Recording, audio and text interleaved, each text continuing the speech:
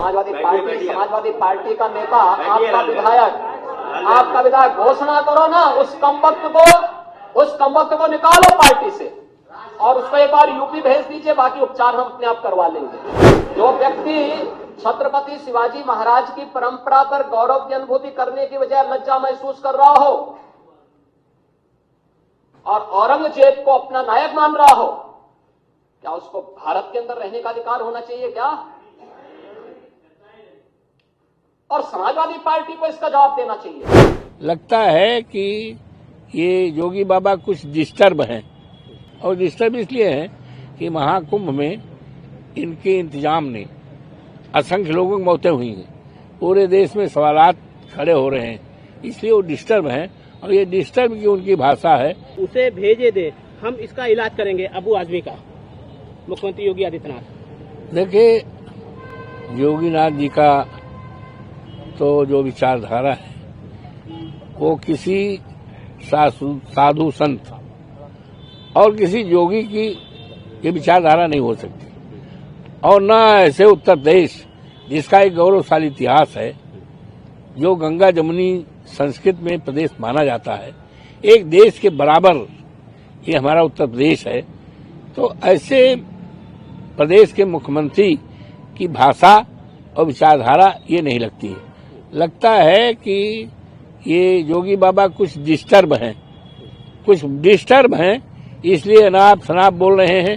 विधानसभा में भी उनके जो विचार सुने हैं, भाषण, हमने 2 दिन वहां रहे हैं, तो ऐसा लगा कि किसी योगी, सन्यासी, साधु और उत्तर प्रदेश जैसे विशालतम प्रदेश के मुख्यमंत्री की विचारधारा, भाषण नहीं है, वो डिस्टर्ब हैं। और डिस्टर्ब इसलिए है कि महाकुंभ में इनके इंतजाम ने असंख्य लोगों की मौतें हुई हैं, पूरे देश में सवालात खड़े हो रहे हैं, इसलिए वो डिस्टर्ब हैं। और ये डिस्टर्ब की उनकी भाषा है, किसी मुख्यमंत्री या योगी बाबा की भाषा नहीं लगती। तीसरा सवाल ये, महाराष्ट्र एमपी विधायक अबू आजमी ने अभी आज के महाराष्ट्र विधानसभा सत्र से निलंबित कर दिया गया है।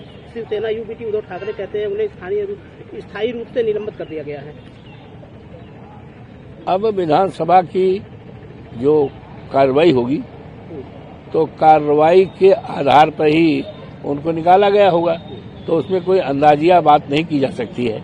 वो तो लिखा पढ़िम होगा ना विधानसभा में कि सत्र के लिए निकाले गए हैं कि हमेशा के लिए निकालेंगे। हमें जो जानकारी मिली है कि वो विधानसभा सत्र के लिए निकाले गए। नहीं, वो भी तो कह रहे हैं कि हमने ऐसा कोई बयान लिया, तोड़ मरोड़ के पेश किया औरंगजेब मामले को लेकर। अब छोड़िए वो बयान क्या किया, उस बयान के बारे में हमें कुछ नहीं कहना है। जहाँ तक आपने निष्कासन की बात की है, तो विधानसभा की कार्रवाई में अंकित होता है कि वो सत्र के लिए निकाले गए हैं कि कब के लिए। मेरी जो जानकारी है वो सत्र के लिए निकाले गए, परमानेंट नहीं निकाले गए। नहीं, देखिए, मैंने ऐसा कोई लफ्ज बोला नहीं और सोच भी नहीं सकता कि मैं किसी महापुरुषों के खिलाफ कोई बात करूं। लेकिन अब मैं देख रहा हूं कि एक फैशन बन गया है।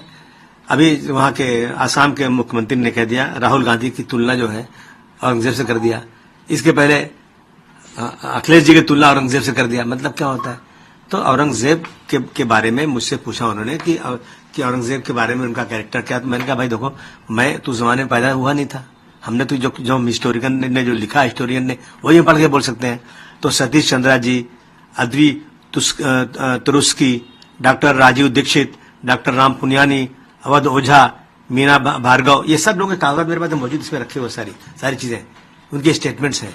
जो स्टेटमेंट्स हैं मंदिर के बारे में, जो डेवलपमेंट के बारे में, मैंने वही बोल दिया कि भारतवर्ष का उसका जीडीपी बहुत अच्छा था, और जो है उन्होंने मंदिरों को दान भी दिया है, जो लिखा है इसमें। ऐसा नहीं मेरी मर्जी से, इसी तरह की स्टेटमेंट मैंने दिया और चला गया मैं। अब इससे एक बात है कि आपने महापुरुषों को अपमानित किया। इसमें अपमान कहाँ हुआ? कि मैंने कैसे अपमान किया? मैं कभी जिंदगी में महापुरुषों का अपमान कर ही नहीं सकता हूँ। मैं खुद ही हूँ, असेंबली में कई बार मैंने खड़े होकर बोला है कि साहब, जो लोग भी किसी महापुरुष का अपमान करते हैं उनको छोटा मोटा नहीं 10 साल की सजा होना चाहिए, क्योंकि फैशन बन चुका है ये अपमान करने का। तो मैंने कहा किया। अब उसके ऊपर मुझे जो है पूरे सेशन के लिए सस्पेंड कर दिया गया है। मैं समझता हूँ ये नाइंसाफी है। सर, आपने 2 लोगों का नाम भी लिया जिन्होंने छत्रपति शिवाजी महाराज के बारे में बोला और देखिए, प्रशांत कोरटकर और राहुल शोरापुलकर, इन्होंने अपमानित किया है। जो अल्फाज बोला मैं अपनी जबान से बोल भी नहीं सकता हूँ। मुझे महाराष्ट्र में है, उनको क्यों नहीं पकड़ा जा रहा है? मैंने तो जो चीजें बोला है वो ऑन रिकॉर्ड बोला है जो है, और अगर मैंने जो बोला है वो गलत है तो जिन लोगों ने लिखा है, जो आजकल भाषण करते फिरते हैं, उनसे क्या कार्रवाई हुई? उनसे आपने पूछा क्या कि आप कैसे गलत बातें बोल रहे हैं? जो सही बातें, अगर कोई गलत बात बोल रहा है तो उस पर रुकवा डालिए, उस पर केस फाइल कीजिए आप। मैंने उनकी जो हिस्टोरियन उनकी कही हुई बातों को दोहराया तो मेरे ऊपर कैसे केस हो सकता है? आपने कहा कि लीगल लड़ाई लड़ूंगा मैं, मुझे सस्पेंशन के लिए क्या कहना चाहिए? नहीं, मैं अब देखूंगा इसमें क्या रास्ता हो सकता है। नाइंसाफी अगर इसी तरह से होगी, मैं समझता हूँ, देखिए ये सिर्फ क्यों हो रहा है कि बीजेपी सरकार जो है ना वो हर चीज ढूंढती है कि मुझे इससे फायदा कितना होगा। कानून सही क्या है, कुछ नहीं, हर चीज ले जाते हैं कि ये ऐसे इशू लाओ, ऐसे इशू लाओ जिससे हमको फायदा हो जाए, पोलराइज करने की बात है। लेकिन सच्चाई पे चलना चाहिए, जो हिस्ट्री सही है, जो देश की जो सच्चाई है वो सामने अगर कोई बोलता है तो इस तरह से उसके साथ जुल्म जाती तो नहीं होना चाहिए। आपके समर्थन में अखिलेश यादव ने भी ट्वीट किया कि किस तरह से क्या कहना चाहिए? नहीं, बहुत सारे लोगों ने मेरे समर्थन में बात किया है कि जो सही बातें हैं, और सही बात तो समर्थन सबको करनी चाहिए। आपने सफाई दी कि जो औरंगजेब हैं वो क्रूर शासक नहीं थे, वो मेरा स्टेटमेंट में वापस मैंने जो कहा था ना, मैं इसलिए वापस ले रहा हूं कि एक इसकी वजह से पूरा एक बाउंडर खड़ा हो गया है। लोग मुझे टेलीफोन में गालियां दे रहे हैं, मैं फोन नहीं उठा रहा हूं, जान से मार, क्यों मार दोगे भाई? और अभी स्पीकर साहब ने मुझे सस्पेंड कर दिया।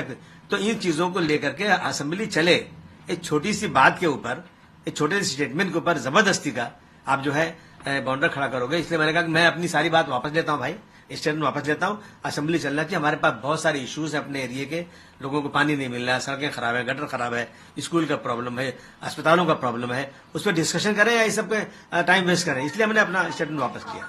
सर, एक आखिरी सवाल, MIM की तरफ से बयान आया कि समाजवादी पार्टी बी टीम है बीजेपी, और आपको लेके भी कहा कि उनके फेवर में बोलते हैं क्या?